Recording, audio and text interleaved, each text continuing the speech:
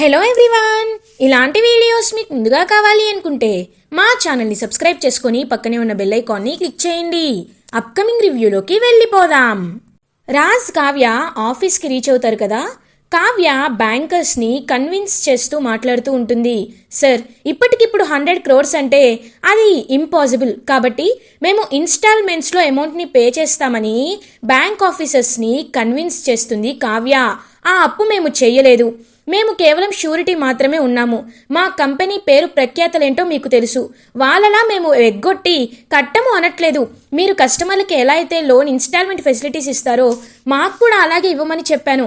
మీకు డబ్బులు కావాలో లేకపోతే జప్తు చేస్తారో మీ ఇష్టం అని కన్విన్సింగ్గా మాట్లాడుతుంది కావ్య. ఓకే మేడం, మీరు చెప్పిన దానికి మేము ఒప్పుకుంటున్నాం, ఇన్స్టాల్మెంట్స్లో పే చేయండి అని చెప్తారు బ్యాంక్ ఆఫీసర్స్. అదంతా విన్న రాజ్ చాలా అంటే చాలా హ్యాపీగా ఫీల్ అవుతాడు. ఇప్పుడే మీ ఫస్ట్ ఇన్స్టాల్మెంట్ని మేము పే చేసేస్తున్నాం, ఇంకొక 2-3 months తర్వాత నెక్స్ట్ ఇన్స్టాల్మెంట్ పే చేస్తాం అని చెప్తుంది కావ్య. ఓకే మేడం, మీరు చాలా తెలివైన వారిలా ఉన్నారు. సార్, ఇన్స్టాల్మెంట్స్ మీరు కరెక్ట్గా పే చేస్తారనే నమ్మకం మాకుంది. కావాలంటే మేము మీకు ఇంకా ఫెసిలిటీస్ కూడా కల్పిస్తాం. మీరు మొహమాట పడద్దు, ఇబ్బంది పడద్దు, మీరు రీపే చేయడమే మాకు కావాలి అని చెప్పి ఇంకా బ్యాంక్ ఆఫీసర్స్ అక్కడి నుండి వెళ్ళిపోతారు. రాజ్ కావ్య వైపు చాలా ప్రేమగా చూస్తూ ఉంటారు. కావ్యతో రాజ్, కళావతి, నువ్వు ఇంత తెలివిగా ఎలా ఆలోచిస్తావు అని అడుగుతాడు. ఇది తెలివితేటలు కాదండి, మా మిడిల్ క్లాస్ వాళ్ళు ఇలాగే ఆలోచిస్తారు. ఒకేసారి నెత్తి మీదకి అంత అప్పు పెడితే మేమే కాదు ఎవరూ తీర్చలేరు. అందుకే ఇలా వాయిదాల్లో కడుతూ ఉంటే మాకు ప్రశాంతంగా ఉంటుంది, తీసుకునే వాళ్ళకి భరోసాగా ఉంటుంది. ఈ విషయాన్ని ఇక్కడ పెద్ద విషయంలో ఇంప్లిమెంట్ చేశాను అంతే, అందులో నన్ను పొగడ్డానికి ఏమీ లేదు. సరే, ఇంటికి వెళ్దాం రండి అని అంటుంది కావ్య. కళావతి, నేను ఇవాళ చాలా సంతోషంగా ఉన్నాను, ఇంటికి వద్దు, ఏదైనా మంచి హోటల్కి వెళ్ళి లంచ్ చేసి ఇంటికి వెళ్దాం అని అంటాడు రాజ్. ఒక్కసారిగా షాక్ అయిపోతుంది కావ్య. ఏంటి, మీరు నన్ను రెస్టారెంట్కి తీసుకెళ్తానంటున్నారా అని అంటుంది కావ్య. ఏ, నువ్వు నా భార్యవి కదా, తీసుకువెళ్తే తప్పేముంది, అయినా నన్నెవరూ సేవ్ చేయలేరు అనుకున్నాను. ఇంత పెద్ద ప్రాబ్లం నుంచి నువ్వు నన్ను సేవ్ చేశావు, అలాంటప్పుడు నీకు నేను ట్రీట్ ఇవ్వాలి కదా, పద వెళ్దాం అని చెప్పి రాజ్ కావ్య హోటల్కి బయలుదేరతారు. ఇది ఇలా ఉండగా స్వప్న ఆ తాళాలని చూసుకుంటూ కావ్య తనకి బాధ్యత అప్పచెప్పింది కాబట్టి ఎంతో హ్యాపీగా ఫీల్ అవుతుంది. నిజంగా ఈ కీస్లో ఉండే మ్యాజిక్కే వేరు, వీటిని పట్టుకోగానే బరువు బాధ్యతలన్నీ వచ్చేసినట్లే అనిపిస్తున్నాయి. ఏది, ఆహా ఎంత డబ్బుందో, ఈ డబ్బంతా నా సొంతంలా అనిపిస్తుంది. కానీ కాదు, ఎంతైనా నా చెల్లి చాలా మంచిది. ఇంట్లో ఆంటీ ఉన్నా, అంకుల్ ఉన్నా, అమ్మమ్మ గారున్నా ఈ బాధ్యతని నాకే అప్పచెప్పింది. అలాంటప్పుడు నేను బాగా చూసుకోవాలి, దాని పేరుని నేను నిలబెట్టాలి అని చెప్పి హ్యాపీగా డబ్బులని చూస్తూ ఉంటుంది స్వప్న. అప్పుడే కావ్య చెప్పిన ఆ రెనోవేషన్ కన్స్ట్రక్షన్ వాళ్ళైతే వస్తారనమాట. ఇంకా వాళ్ళు మేడం, కావ్య మేడం అని పిలుస్తూ ఉంటారు. ఏయ్, ఎందుకు అలా అరుస్తున్నారు, ఈ ఇంట్లో ఒక్క కావ్యనే ఉందా, మేమెవరం లేమా అని అంటుంది ధాన్యలక్ష్మి. అలా కాదు madam, out house renovation complete అయిపోయింది, మేడం చెక్ ఇస్తానని చెప్పారు, అందుకే చెక్ కోసం వచ్చాను మేడం అని అంటాడు ఇంకా వర్కర్. ఏంటి చెక్కా? అదేమీ లేదు, తను బయటకు వెళ్ళింది, రేపు రామ్ అని అంటుంది రుద్రాని. అత్త, ఎందుకు నీకు సంబంధం లేని విషయాల్లో తలదూరుస్తావు? ఇదిగో బాబు, ఈ చెక్ తీసుకో అని అంటుంది స్వప్న. ధాన్యలక్ష్మి రుద్రాని ఒక్కసారిగా జెలస్గా ఫీల్ అవుతారు. ఇదేంటి, ఈ చెక్ నీ దగ్గరికి ఎలా వచ్చింది అని అడుగుతుంది రుద్రాని. మీ మొహాలు చూసే కావ్య ఈ బాధ్యత నాకు అప్పచెప్పి వెళ్ళింది. ఆల్రెడీ ఒక మనిషి వస్తాడు, ఈ చెక్ ఇవ్వమని చెప్పింది అని చెప్పి ఇంకా అలా చెక్ని ఇచ్చేస్తుందనమాట స్వప్న. ఇంకా వెంటనే రాహుల్ అక్కడికి వచ్చి, మమ్మీ చూసావా, ఎంతైనా తన అక్క కదా, అందుకే తనకిచ్చింది అని అంటాడు రాహుల్. అక్క కాదు, చెల్లి కాదు, ఎవరిపై నమ్మకం ఉంటే వాళ్ళపై ఇస్తారు, మీ ఇద్దరి మొహాల్ని చూసిస్తారనుకుంటున్నారా ఏంటి అని అంటుంది స్వప్న. ధాన్యలక్ష్మి, ఇంట్లో ఇంత పెద్దవాళ్ళు ఉండగా నీకే ఇస్తున్నారంటే ఇద్దరు కలిసి దోచుకొని తినడానికా, నువ్వు మాత్రం ఖర్చు పెట్టుకోవచ్చా అని అంటుంది ధాన్యలక్ష్మి. వెంటనే అపర్ణాదేవి, ధాన్యలక్ష్మి నోటికి వచ్చినట్టు మాట్లాడద్దు, కావ్య నా కొడుకు రాజుతో కలిసి బయటికి వెళ్ళింది, ఇంట్లో తను ఆల్రెడీ నాకు బాధ్యతలు ఇస్తానంటే నేను వద్దని చెప్పాను, అందుకే తను స్వప్నకి తాళాలని అప్పచెప్పి వెళ్ళింది, అంత మాత్రానికే వాళ్ళ పుట్టింటి గురించి, వాళ్ళ లేనితనం గురించి, వాళ్ళ పూర్వ పుట్టిత్రాల గురించి ఎందుకు ఎందుకు ఎత్తుతున్నావు? చూడు ధాన్యలక్ష్మి, నా కోడలి గురించి మాట్లాడే అర్హత నీకు లేదు. ఇంకొకసారి తన గురించి, తన బ్యాక్గ్రౌండ్ గురించి మాట్లాడితే నేను అస్సలు ఊరుకోను అని చెప్పి అక్కడి నుండి వెళ్ళిపోతుంది అపర్ణాదేవి. ఇంకా ధాన్యలక్ష్మి చాలా కోపంగా అలా అక్కడి నుండి వెళ్ళిపోతుంది. ఇది ఇలా ఉండగా ఈవినింగ్ అవుతుంది. రుద్రాని మెల్లగా స్వప్న దగ్గరికి వస్తుంది. హాయ్ స్వప్న, జ్యూస్ తాగుతావా అని అడుగుతుంది. అంత మర్యాద వద్దు కానీ ఏం కావాలి అని అడుగుతుంది ఆ తాళాలని చూసుకుంటూ స్వప్న. నాకు ఒక 3 లక్షలు కావాలి అని అంటుంది రుద్రాని. ఏంటి 3 లక్షలా?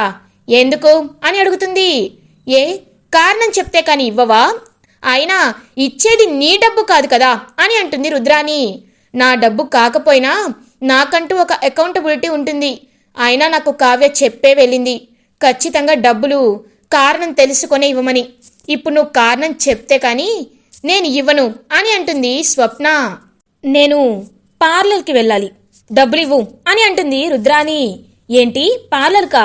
ఈ వయసులో నీకవసరమా అత్త అని అంటుంది స్వప్న. ఏయ్, నువ్వు డ్రెస్సులకి, నీ నగలకి, వాటికి లక్షలు తీసుకుంటున్నావు కదా. నేను పార్లర్కి వెళ్ళాలి అంటున్నాను. నాకు డబ్బులు ఇవ్వు, నీ హక్కు కాదు. మర్యాదగా డబ్బులు తెచ్చివ్వు అని అంటుంది. కారణం చెప్తే కానీ కావ్య ఇవ్వద్దని చెప్పింది. సర్లే, కారణం చెప్పింది కదా, ఇచ్చేస్తాను అని స్వప్న ఇంకా అలా లాకర్ దగ్గరికి వెళ్ళి డబ్బులు తీసుకొని కరెక్ట్గా ఇంకా రుద్రానికి ఇవ్వబోతూ ఉంటుంది. అదే టైంకి ఇంటి నుండి తిరిగి ఆఫీస్ నుంచి ఇంటికి రీచ్ అవుతారు కావ్య అండ్ రాజ్. కావ్య స్వప్న రుద్రానికి డబ్బులు ఇవ్వడం చూసి ఒక్కసారిగా షాక్ అయిపోతుంది. ఆగక్క అని అంటుంది. వెంటనే స్వప్న ఆగిపోతుంది. ఏయ్, ఏంటి ఏంటి ఆగమంటున్నావు అని అడుగుతుంది రుద్రాని. రుద్రాని గారు, మీరు అంత డబ్బులు ఎందుకు తీసుకుంటున్నారు అని అడుగుతుంది. వెంటనే ధాన్యలక్ష్మి అక్కడికి వచ్చి, ఏయ్, నీకెన్నిసార్లు చెప్పాలి? నీ ఆస్తిలాగా లెక్కలు వేస్తున్నావేంటి? ఇది మా ఆస్తి, మా ఆస్తి కాబట్టి మేము దేనికైనా ఖర్చు పెట్టుకుంటాం. నీకు చెప్పాల్సిన అవసరం మాకు లేదు అని అంటుంది ధాన్యలక్ష్మి. చెప్పాలి చిన్నత్తయ్య గారు, చెప్పాలి. ప్రతి రూపాయి చెప్పే ఖర్చు పెట్టాలి. ఇప్పుడు నేను ఒక నిర్ణయం తీసుకుంటున్నాను, అందరూ వినండి అని అంటుంది కావ్య. అపర్ణాదేవి, సుభాష్, ఇందిరాదేవి అందరూ హాల్లోకి వచ్చేస్తారు.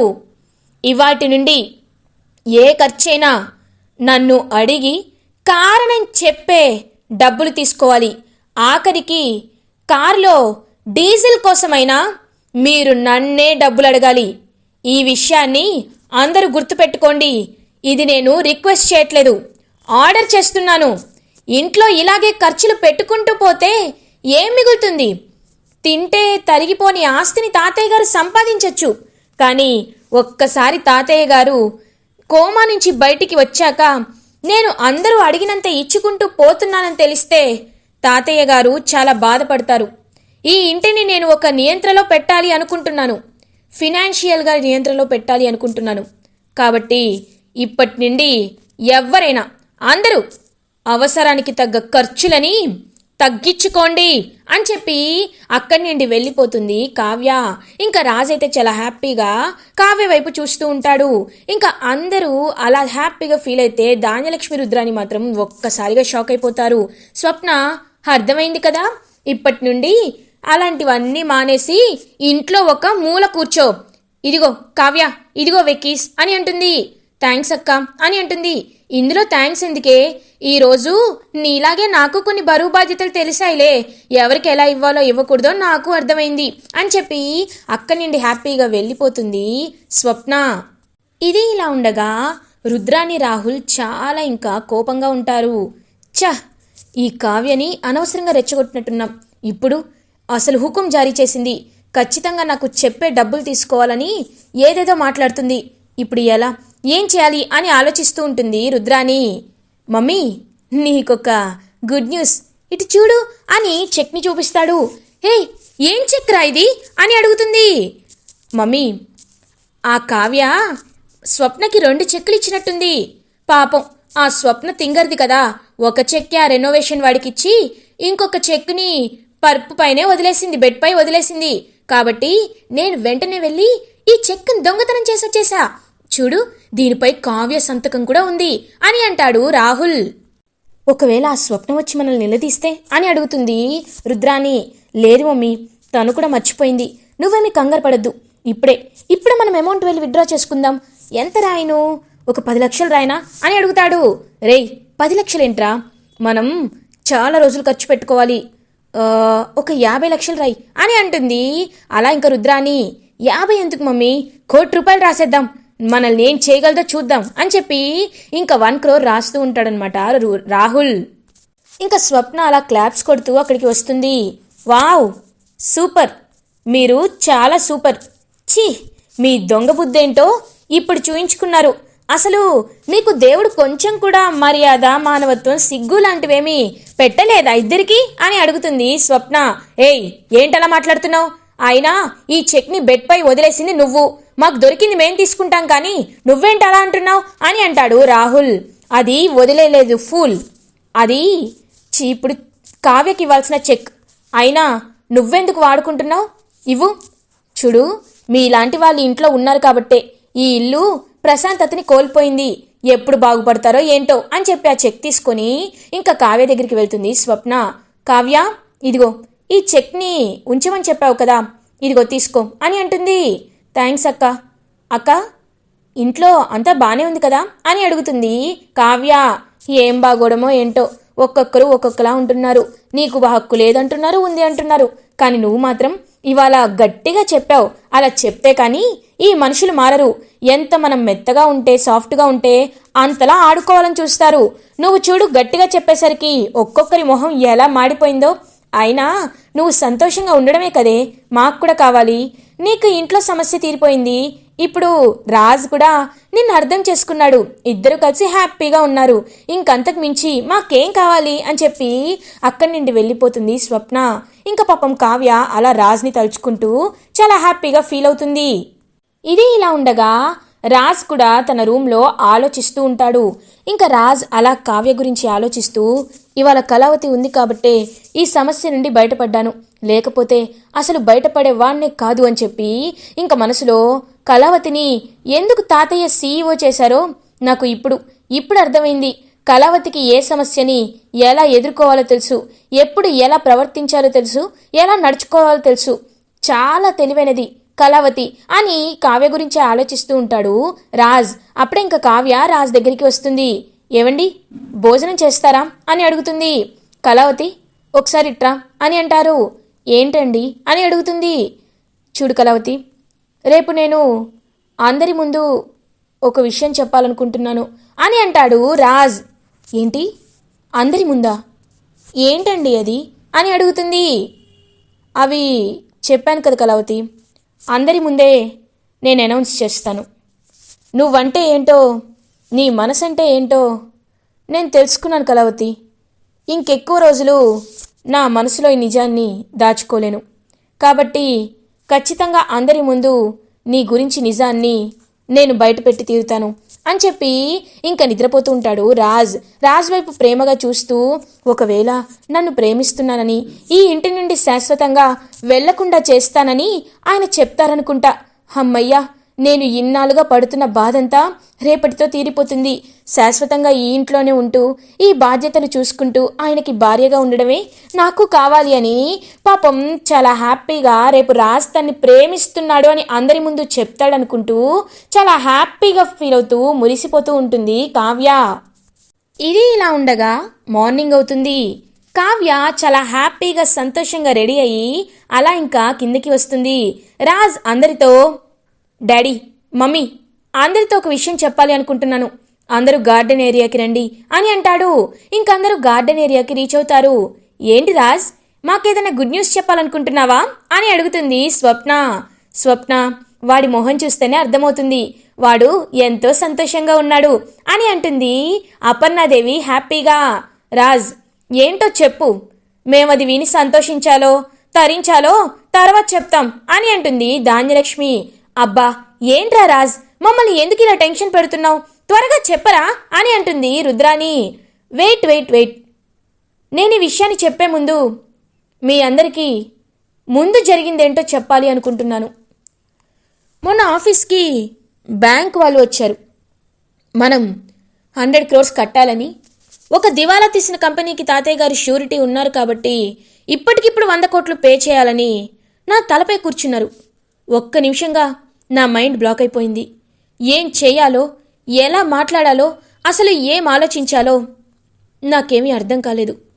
నాలో నేను ఎంతో సతమతమైపోయాను. ఏం చేయాలో తెలియక కళావతి సహాయం కావాలని కళావతిని అడిగాను. నేను తనకెంతో అన్యాయం చేశాను. కళావతిని ఎన్నోసార్లు మోసగించాను. ఎన్నోసార్లు తన్ని దూరం పెట్టాను. తన మాటకి విలువ లేకుండా చేశాను. తన్ని మోసం చేశాను. తనపై అజమాయిషీ చేశాను. తన్ని బాధ పెట్టాను. తన్ని తిట్టాను. కానీ అవేమీ కళావతి మనసులో పెట్టుకోలేదు. తాతయ్య గారు తనకిచ్చిన బాధ్యతని నిలబెట్టుకుంటూ, ఏవండి, ఈ విషయాన్ని మీరు నాకు ముందే ఎందుకు చెప్పలేదు, నేను వాళ్ళతో మాట్లాడతాను అని బ్యాంకు వాళ్ళతో మాట్లాడి సమస్యని సాల్వ్ చేసింది. వాళ్ళు ఒప్పుకునేలా మాట్లాడింది. వాళ్ళ ముందు మా దుగ్గిరాల ఇంటి పరువు ప్రతిష్టలని కళావతి కాపాడింది. ఇంత మంచి కళావతికి నేను ఏమివ్వగలను, ఎలా తనకి న్యాయం చేయగలను అని చాలా ఆలోచించాను. అప్పుడే నాకు ఒక ఆలోచన వచ్చింది అని చెప్తాడు రాజ్. ఇంకా చాలా హ్యాపీగా ఫీల్ అవుతుందనమాట. కావ్య తన్ని భార్యగా ఒప్పుకుంటారేమో, తను ప్రేమిస్తున్నానని చెప్తారేమోనని చాలా హ్యాపీగా ఫీల్ అవుతుంది కావ్య. ఇంకా అపర్ణాదేవి, ఇందిరాదేవి కూడా వీడు ఏదో అనుకున్నాం, త్వరగానే రియలైజ్ అయ్యాడు, అమ్మయ్యా కావ్య మంచితనాన్ని ఇప్పటికైనా అర్థం చేసుకున్నాడు అని ఇందిరాదేవి కూడా హ్యాపీగా ఫీల్ అవుతారు. నేను తీసుకున్న నిర్ణయం ఏమిటి అంటే, ఆ రోజు తాతయ్య నాకు కళావతికి మధ్య పోటీ పెట్టారు. సీఈఓగా వాళ్ళని చెయ్యాలి అంటే పోటీలో గెలవాలి, డిజైన్స్ బాగా వెయ్యాలి అని చెప్పారు. కానీ నేను, మీ అందరికీ తెలుసు కదా, మోసం చేసి కళావతిపై గెలిచాను. కళావతి డిజైన్స్ని దొంగతనం చేసి నా డిజైన్స్ అని చెప్పుకొని నేను తాతయ్య చెప్పిన సీఈఓ పదవిని లాక్కున్నాను, దౌర్జన్యంగా లాక్కున్నాను. కాబట్టి కళావతికి నేను ఇవ్వబోతున్న బహుమానం, నేను వెళుతున్న పశ్చాత్తాపం, కళావతికి ఏం చేస్తే తను సంతోషంగా ఉంటుందంటే నేను తీసుకునే నిర్ణయం ఒకే ఒకటి. ఇప్పుడు చెప్తున్నాను, నేను స్వరాజ్ గ్రూప్ ఆఫ్ ఇండస్ట్రీస్ నుండి సీఈఓగా పక్కకి తప్పుకుంటున్నాను. కళావతిని స్వరాజ్ గ్రూప్ ఆఫ్ ఇండస్ట్రీస్ సీఈఓగా, తనకే అర్హత ఉంది కాబట్టి తననే సీఈఓగా అపాయింట్ చేయాలని, తాతయ్య మాటని గౌరవించాలని మనస్ఫూర్తిగా ఈ నిర్ణయాన్ని తీసుకున్నాను అని చెప్తాడు రాజ్. ఒక్కసారిగా కావ్య షాక్ అయిపోతుంది. ఇంకా ఇందిరాదేవి, అపర్ణాదేవి వీళ్ళు కూడా షాక్లో ఉండిపోతారు. ఏమండి, మీరు అంటుంది నిజమా అని అంటుంది. అవును కళావతి, నువ్వేంటో నీ మనసేంటో నాకు అర్థమైంది. ఆ సీఈఓ పదవికి నువ్వే అర్హురాలివని కూడా నాకు అర్థమైంది. కాబట్టి న్యాయంగా నువ్వే గెలిచావు కాబట్టి నువ్వే స్వరాజ్ గ్రూప్ ఆఫ్ ఇండస్ట్రీస్కి సీఈఓగా ఉండాలి అని అంటాడు రాజ్. రేయ్ రాజ్, ఏంటి నువ్వు మాట్లాడుతున్నది? నువ్వు ఇంతలా చెప్తుంటే మేము నువ్వు కావ్యని భార్యగా ఒప్పుకుంటావేమోనని, శాశ్వతంగా ఈ ఇంట్లో ఉండిపోమని చెప్తావేమోనని అనుకున్నాం అని అంటాడు అపర్ణాదేవి. మమ్మీ, ఈ విషయం చెప్పాలో లేదో నాకు తెలీదు, కానీ ఒకటి మాత్రం నిజం, కళావతిని నేనెప్పుడూ నా భార్యగా అనుకోలేదు. తను చాలా మంచిది, చాలా తెలివైనది, తను ఏ నిర్ణయాన్నైనా పర్ఫెక్ట్గా తీసుకుంటుంది, అవన్నీ తెలుసు. కానీ తనని నా భార్యగా మాత్రం నేను ఒప్పుకోలేను అని అంటాడు రాజ్. ఒక్కసారిగా పాపం కుప్పకూలిపోతుంది కావ్య. ఎంతో పాపం ఎక్స్పెక్ట్ చేసింది కావ్య, తన్ని ప్రేమిస్తున్నానని, తన్ని భార్యగా అంగీకరిస్తున్నాడని, తన్ని ఇంట్లో ఉండనిచ్చేలా చేస్తాడని. కానీ రివర్స్లో రాజ్ బాగా తెలివిగా ఆలోచిస్తుంది కాబట్టి నాకంటే she's deserving for CEO post అని అనుకుంటూ సీఈఓ పదవిని తనకి ఇస్తానని అందరి ముందు చెప్పేసరికి పాపం కావ్య షాక్ అయిపోతుంది. ఈ 1 yearలో మీరు నన్ను అర్థం చేసుకుంది ఇదేనా? మీకు నా తెలివితేటలు కనబడుతున్నాయి, సమయస్ఫూర్తి కనబడుతుంది, నా ఆలోచన విధానం కనబడుతుంది, కానీ నా ప్రేమ మీకెప్పుడు కనిపించలేదా అండి అని అడుగుతుంది కావ్య. పాపం రాజ్ ఏమి చెప్పకుండా ఇలా పక్కకు తిప్పుకొని ఫేస్ అయితే సైలెంట్గా ఉంటాడు. ఇంకా కావ్య రాజ్ వైపు చూస్తూ అర్థమైంది, అంటే మీరు నిన్న నన్ను హక్ చేసుకుంది, నాతో ప్రేమగా మాట్లాడింది కేవలం ఈ సమస్య నుండి నన్ను బయట పడే కళావతి అని అడగడానికే, అంతేకాని నాపై ప్రేమతో కాదు. బ్యాంక్ ఆఫీసర్ల ముందు నేను మీ భార్యని అని చెప్పారు, ఎందుకంటే వాళ్ళు నా మాటకి గౌరవం ఇవ్వాలని, అంతేకాని మీరు నాతో ప్రేమగా ఉండడానికి కాదు, నన్ను భార్యగా అంగీకరించడానికి కూడా కాదు. అంటే మీరు ఇన్నాళ్ళు నాతో ఉన్నది నడుచుకున్నది కేవలం అవసరం కోసమే అన్నమాట, నాపై ప్రేమతో కాదన్నమాట. నిజమే, పిచ్చిదాన్నండి నేను, పిచ్చిదాన్ని నేను. అందుకే మీ మాటలు విని మీరు నన్ను ప్రేమిస్తున్నారని మురిసిపోయాను. కానీ ఇప్పుడు అర్థం చేసుకున్నాను, ఎప్పటికీ మీరు నన్ను ప్రేమించరని ఇప్పుడు అర్థం చేసుకున్నాను. థ్యాంక్స్ అండి, thank you so much.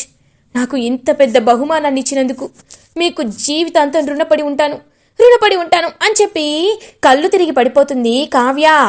Kalavathi అని దగ్గరికి వెళ్తూ ఉంటాడు రాజ్ ఆగిపో, నువ్వు కావ్యని ముట్టుకునే అర్హతే కోల్పోయావు, ఛీ పోరా అని అంటుంది ఇందిరాదేవి. అపర్ణ పద త్వరగా హాస్పిటల్కి తీసుకువెళ్దాం, అమ్మ కావ్య అని చెప్పి ఇంకా పాపం బెడ్ పైకి తీసుకువెళ్తారు. అలా ఇంకా డాక్టర్ని కూడా పిలిపిస్తారు.